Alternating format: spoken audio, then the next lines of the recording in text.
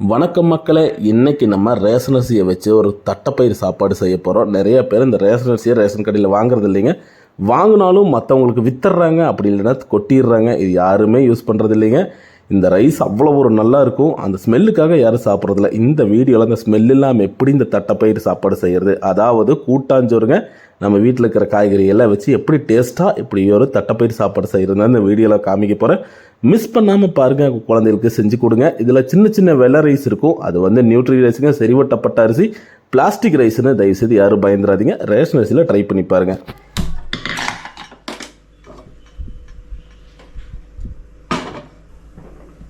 Friends, இன்றைக்கி கோவை மக்களுக்கு உரித்தான தட்டைப்பயிர் சாப்பாடு எப்படி செய்கிறதுன்னு பார்க்க போகிறோம். பருப்பு சாப்பாடு எப்படியோ அதே மாதிரி தாங்க இந்த தட்டைப்பயிர் சாப்பாடு. இது வந்து கோவையோட ஃபேமஸான ஒன்று, தட்டைப்பயிர் சாப்பாடு. பாருங்கள், அது ரேஷன் அரிசியில் தான் பண்ண போகிறோம். இந்த ரேஷன் அரிசி வந்து எப்படின்னா, அந்த நிறைய பேர் இந்த ஸ்மெல்னாலே சாப்பிட மாட்டாங்க. அதனால் என்ன பண்ணோன்னா, அரிசி 4-5 டைம் வாஷ் பண்ணிட்டு கொதிக்க கொதிக்க தண்ணி வச்சு அந்த அரிசி உள்ளே போட்டு நல்லா ஊற வச்சுருங்க. ஒரு அரை மணி நேரம் 1 மணி நேரம் நல்லா ஊற வச்சுருங்க. கொதிக்க கொதிக்க தண்ணி வச்சு இந்த ரேஷன் அரிசி ஊற வச்சிட்டிங்கன்னா ஸ்மெல்லே இருக்காது, சாப்பாட்டுக்கு செமையாக இருக்கும். கோயம்புத்தூர் மக்களுக்கு தட்டைப்பயிர் சாப்பாடுனா, அதாவது நம்ம ஸ்டைலில் ஒரு ஸ்டைலில் சொல்ல போனால் பால்வாடி கூட்டாஞ்சோறு, பால்வாடி கூட்டாஞ்சோறுன்னே சொல்லலாம். கடுகு பொருந்தின கருவேப்பிலை போட்டுக்கணும். அதுக்கப்புறம் வரமிளகா போட்டுக்கணும். அதுக்கப்புறம் கட் பண்ணி வச்சிருக்கிற பெரிய வெங்காயம்,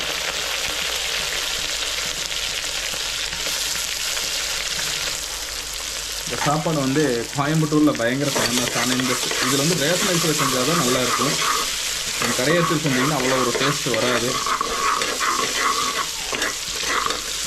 சீரகம் வந்து சும்மா ஒரு பிஞ்சு தான், நிறையா போட்டுறாதீங்க.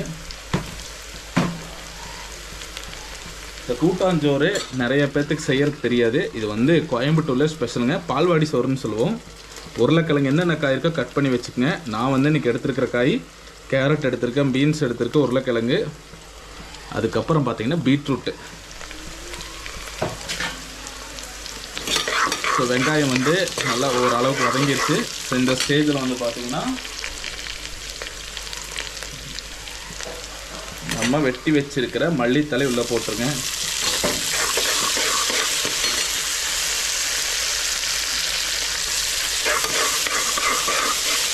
மல்லித்தலை அதுக்கப்புறம் போட்டுட்டு என்ன போடுங்க, தக்காளி போட்டுருங்க.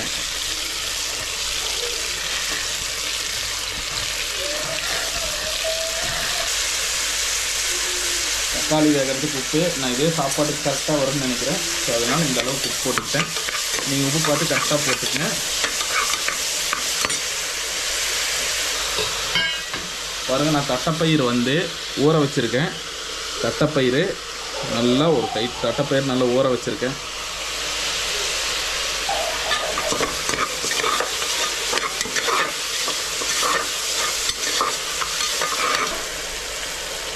அப்புறம் ஒரு இஞ்சி பூண்டு பேஸ்ட்டு சின்ன பாக்கெட்டாக போட்டுக்க. நீங்கள் அரைச்சி வச்சுருந்தீங்கன்னா ஒரு ஸ்பூன் போடுங்க போதும். இன்னும் ஒரு 5 ரூபாய்க்கு வாங்கின இஞ்சி பூண்டு பேஸ்ட்டு ஸோ போட்டுட்டேன். நீங்கள் உங்கள் வீட்டில் அரைச்சி வச்சுருந்தீங்கன்னா ஒரு ஸ்பூன் போடுங்க. அதாவது ஒரு ஸ்பூன்னா ஒரு 25-30 கிராம் வரைக்கும் போடுங்க. இது கடையில் வாங்கினது, ஸோ அதனால் அவ்வளோ டேஸ்ட் வராது. இஞ்சி பூண்டு பேஸ்ட்டையும் போட்டு நல்லா ஃப்ரை பண்ணிக்கோங்க. அப்புறம் காரத்துக்கு தகுந்த மாதிரி மிளகா பொடி போட்டுக்கிறேன். காரத்துக்கு தகுந்த மாதிரி மிளகாத்தூள். எப்படி செஞ்சாலும் நல்லா தான் இருக்கும். சின்ன வயசில் அவங்க வீட்டில் இருக்கிறதெல்லாம் எடுத்துகிட்டு போயிட்டு ஒரு தோட்டத்தில் போய் செஞ்சு சாப்பிட்டு வரும். அந்த ருசி இதில் வருமானு தெரியாது, எல்லாமே போடுது. ஆனால் அதோட டேஸ்ட்டே தனி தான். அது 90 கிட்ஸுக்கு அது தெரியும். இந்த மசாலாலாம் போயிட்டு கொஞ்சம் தண்ணி விட்டிங்கன்னா நல்லா வெந்துடும்.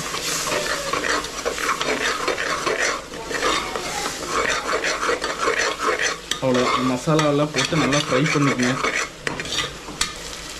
கொஞ்சோண்டு பெருங்காயத்தூள் வாசத்துக்காக போட்டுக்கிறோம். ஏன்னா ஜீரண சக்தி பெருங்காயத்தூள் போட்டிங்கன்னா ஜீரண சக்தி நல்லாயிருக்கும்.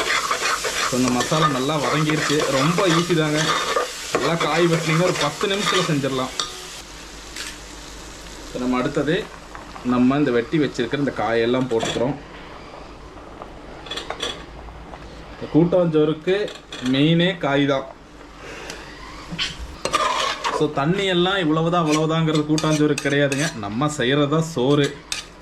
கூட்டாஞ்சோறுக்கு இவ்வளவுதான் தண்ணி. அதாவது ஒரு டம்ளர் அரிசி வச்சிங்கன்னா 2 டம்ளர் தண்ணி ஊற்றுறோம். ஸோ கொஞ்சம் குழையறக்கு வேணும்னா கொஞ்சம் அதிகமாக கூட தண்ணி வைங்க. ஏன்னா கூட்டாஞ்சோறுங்கிறது நம்ம செய்கிறதா சோறு. இதுக்கு எந்த ஒரு அளவு இல்லை கிடையாதுங்க. தட்டைப்பயிரை அப்படியே உள்ளே போட போகிறோம்.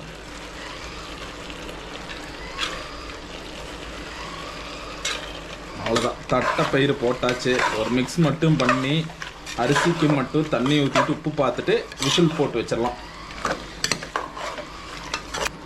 இப்போ நம்ம 2 டம்ளர் அரிசி இருக்குது. ஸோ அப்போ 4 டம்ளர் தண்ணி வேணும் நம்மளுக்கு.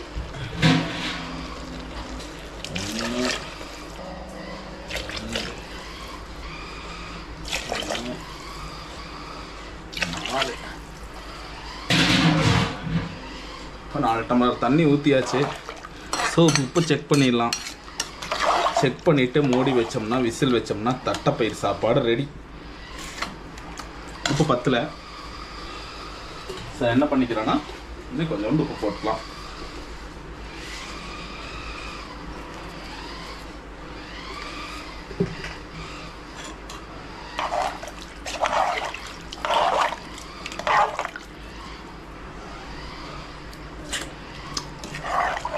உப்பு கரெக்டாக இருக்குது.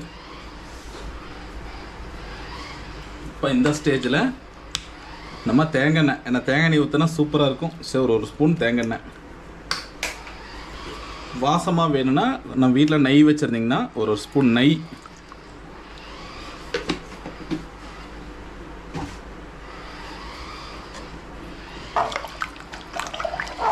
இப்போ நம்ம ஊற வச்ச அரிசியை உள்ளே போட்டுக்குங்க.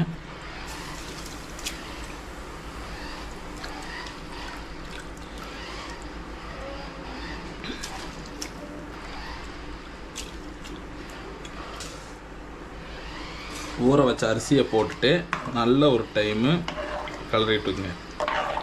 அவ்வளோதான். ஒரு 5-6 விசில் வந்தால் நம்ம சாப்பாடு ரெடி.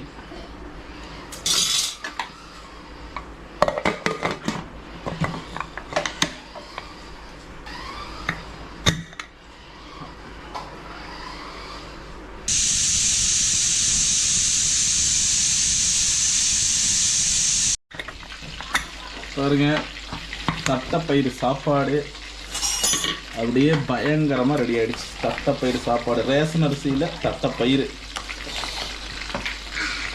அப்படியே பயங்கரமாக ரெடி ஆகிடுச்சு ரேஷன் அரிசியில். அதுக்கு தொட்டுக்கிறதுக்கு பாருங்க லெக் பீஸு. இந்த ரெசிபியை வீட்டில் ட்ரை பண்ணிட்டு மறக்காமல் சொல்லுங்கள். தம்பி, தட்டைப்பயிறு சாப்பாடு எப்படி இருக்குது? பாப்பா எப்படி இருக்குது? நீங்களும் வீட்டில் தட்டைப்பயிறு சாப்பாடு சாப்பிட்டு பாருங்கள்.